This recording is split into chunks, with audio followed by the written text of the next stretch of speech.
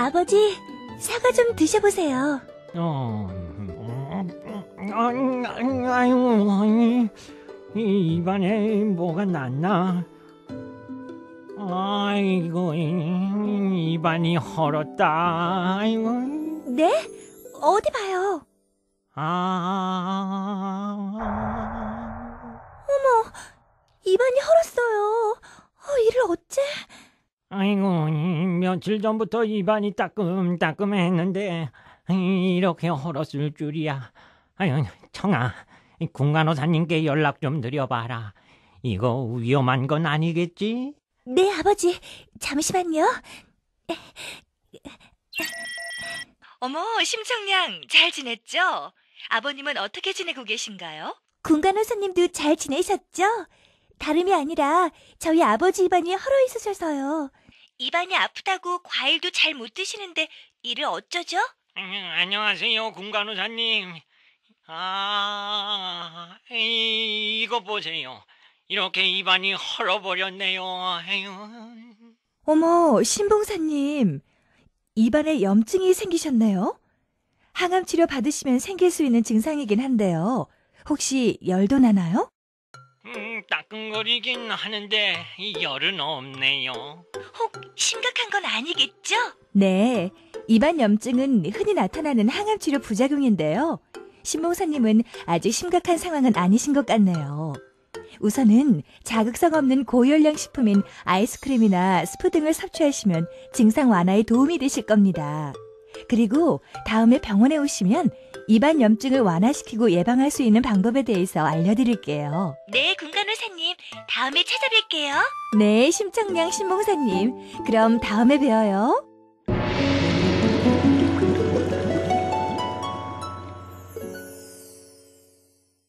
입안에 염증이 생기셨네요. 아직 초기 단계니까요. 처방해드리는 가글을 사용하시면서 관리를 잘 해주시면 괜찮아지실 겁니다. 입안에 염증이 생기는 것도 항암 치료를 받으면서 생기는 부작용이라던데 이건 왜 생기는 건가요? 네, 우선 입안이 허는 이유부터 알려드리겠습니다. 항암 치료를 하시게 되면 항암제가 작용을 하면서 머리카락이나 점막 등 신체에 빨리 자라는 세포에 영향을 주게 됩니다. 그래서 점막으로 구성된 입안이나 식도, 위, 장, 항문 등에 영향을 주어 변화를 경험할 수 있지요. 이런 영향으로 입안에 염증도 발생하게 되는 거고요. 입안에 염증이 생기고 허는 것을 구내염이라고 하는데요. 구내염이 발생하면 입안의 점막이 빨갛게 부어오르고 염증이 생기거나 헐어서 통증을 유발하게 됩니다. 그래서 침이나 음식을 삼키기 힘들 수도 있고요. 또한 입안이 마르거나 혀에 백태가 끼고 입맛이 변하게 될 수도 있습니다. 의치를 사용하신다면 의치를 착용하시는데 어려움이 생길 수도 있고요. 입안 염증이 더 심해질 수도 있나요? 입안이 아프니까 음식 먹기도 힘들더라고요. 더 심해지면 안 되는데. 아무래도 신봉사님은 지금 항암제가 정상적인 세포까지 공격해서 면역체계가 약해지신 상황이라 염증 부위를 관리하지 않고 방치해 두신다면 상황이 악화될 수도 있습니다. 하지만 앞으로 설명드리는 관리 방법을 잘 지키신다면 이번 항암 치료도 잘 넘어가실 수 있을 겁니다. 네. 그럼 먼저 입안 염증을 예방하기 위한 방법부터 알려드리겠습니다. 항암 치료를 시작하기 전에 잇몸 상태 등에 대해서 의료진과 미리 상의하시면 도움이 되고요. 치과 질환이 있으시다면 항암 치료 전 치과 치료를 받으셔야 합니다. 입안 염증 예방을 위해선 무엇보다 입안을 청결하게 유지하는 것이 중요한데요. 매 식후와 자기 전에는 반드시 입안을 헹구거나 부드러운 칫솔과 불소가 함유된 치약을 사용해 양치질을 하셔야 합니다. 치실을 사용하시는 것도 도움이 되고요. 틀니는 매 식후마다 깨끗이 씻고 오심과 구토가 있을 때는 자극이 되니 되도록 식사 시간 이외에는 착용하지 않는 것이 좋습니다. 음식을 드실 때에는 자극성 있는 양념이나 딱딱하고 거친 음식은 제한하는 것이 좋고요. 음식물을 씹을 때는 되도록 천천히 씹도록 하세요. 당연히 알코올이나 담배는 금하도록 하셔야 하고요. 시중에서 판매하는 구강 청결제 중 알코올 성분이 함유되어 있는 것은 입안을 자극하여 통증을 유발할 수 있으니까요. 사용하지 않는 게 좋습니다. 다음은 입안에 염증이 발생한 경우의 관리 방법입니다. 식사 후에는 반드시 양치를 하거나 입안을 헹구어 내셔야 하는데요.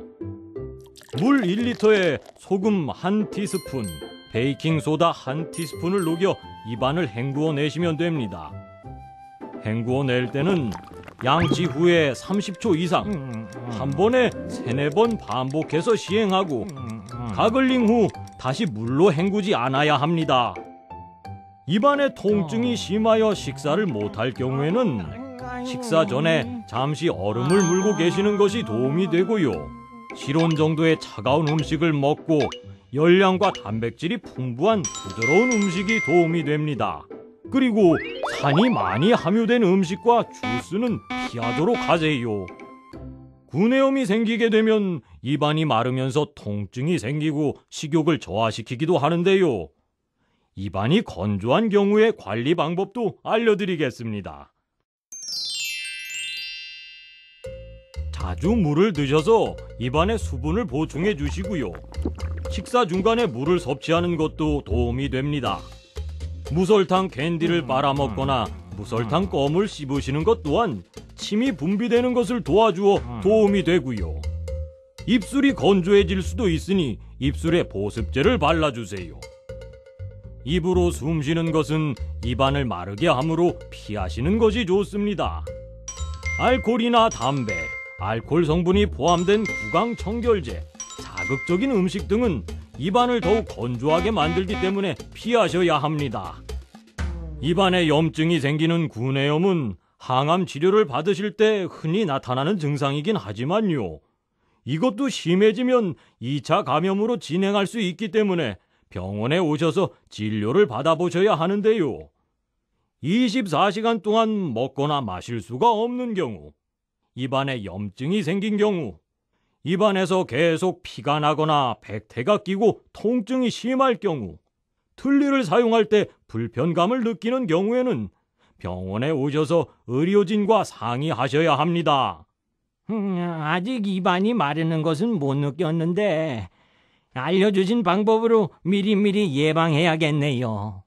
아, 그리고 한 가지 더 말씀드리면 처음에 말씀드렸듯이 항암제가 빨리 자라는 점막에 영향을 주기 때문에 입안 외에도 위나 장, 항문에도 문제가 생길 수 있습니다. 위, 장이 영향을 받아 속이 쓰리거나 따갑고 설사를 하는 경우, 항문에 염증이 생긴 경우에도 의료진과 상의하셔야 합니다. 아, 예. 청아, 뭐하냐? 오늘 장 봐야 할 목록 적고 있었어요.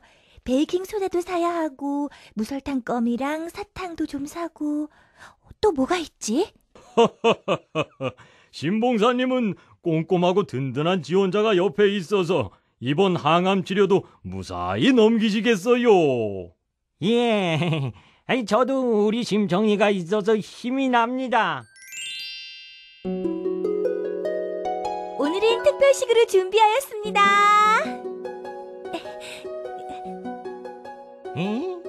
아니, 죄다 가른 음식뿐이냐? 애기 이유식 같구나. 부드러우면서도 단백질이 풍부한 음식들로 특별히 준비한 거예요. 이게 이렇게 보여도 얼마나 맛있다고요. 이건 닭죽이고요. 이건 시원한 물김치. 이건 계란 샐러드. 어서 드셔보세요. 그래. 우리 청이가 특별히 신경 써서 준비한 거라고 하니까 어디 한번 먹어볼까?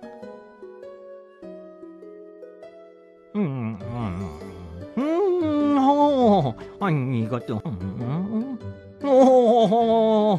아유, 이것들 보기와는 다르게 아주 맛있구나. 아유, 아주 좋다. 음식이 부드러워서 잘 넘어가고, 참, 우리 청이가 최고다. 이건 아이고 이건 뭔데 또 이렇게 맛이 좋냐? 어머, 아버지! 그건 식사 후에 각을 하시라고 만들어 놓은 베이킹 소다 탄 물인데. 아니 그래? 아이고 우리 청에 정성이 들어가 있는 건 다 맛있구나. 아버지도 참.